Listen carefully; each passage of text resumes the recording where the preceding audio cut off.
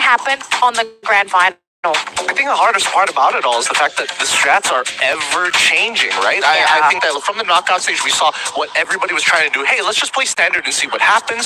We get a little bit of information. We go over to point rush, and even there, we're seeing that teams are deploying completely opposite strategies of what they're used to be known for. And as we see this as we see this champion rush stage slowly progress, we're noticing that we're seeing the sides of players that you don't usually see, right? Desperation is starting to take hold of some of our top teams from both regions, and even then, we are seeing other teams take full advantage, like G Global. Yeah, definitely. I mean, probably it's not just the matches, the actual matches in EWC, the scrimming as well. It adds a little bit more factor that they can use to study their opponents. Though, again, it's just scrim, similar to what you mentioned from Point Rush. It might not be the whole cards being shown, but at least you'll be able to play through that because that's also a warm-up for you. So we're seeing a lot of differences in terms of game style all throughout the levels in the competition. I'm actually glad you brought up scrims, Neptune, because, again, we had a lot of talking, Gideon, happening behind the scenes. And I think something we also need to consider is exhaustion, tiredness. We've had a really long day here for Free Fire EWC 25. We have no idea if the teams managed to get scrims before finals as well. So imagine you've played, let's say they played some scrims, roughly 2 to 4 games maybe. Then you come into the grand finals and you're up to map number 8. That's a lot of Free Fire.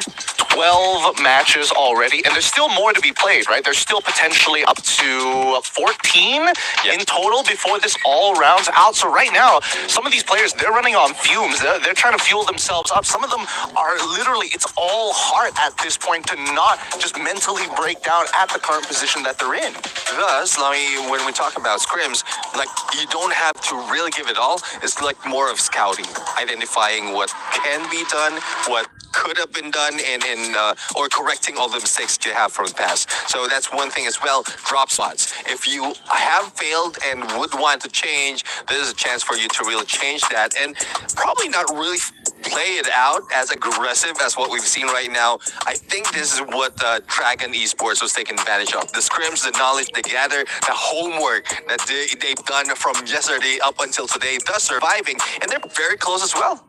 Right, now we are going to go for a quick update on the TC Club Championships as well, because as you guys know, we had League of Legends wrap up their game today, and Gen G now top the charts after securing the League of Legends win. And now they are the team to look out for right now at the Club Championships, but are they safe? Technically, no. We're only in week 2, but you still want to grab as many points as possible, and obviously we have points for the Free Fire division as well. So the teams that are playing in Free Fire, they're going to look at this and they're probably going to have to set their own goals and say, okay, if we grab these points in Free Fire, what other titles do we need to clinch to push ourselves up that club championship?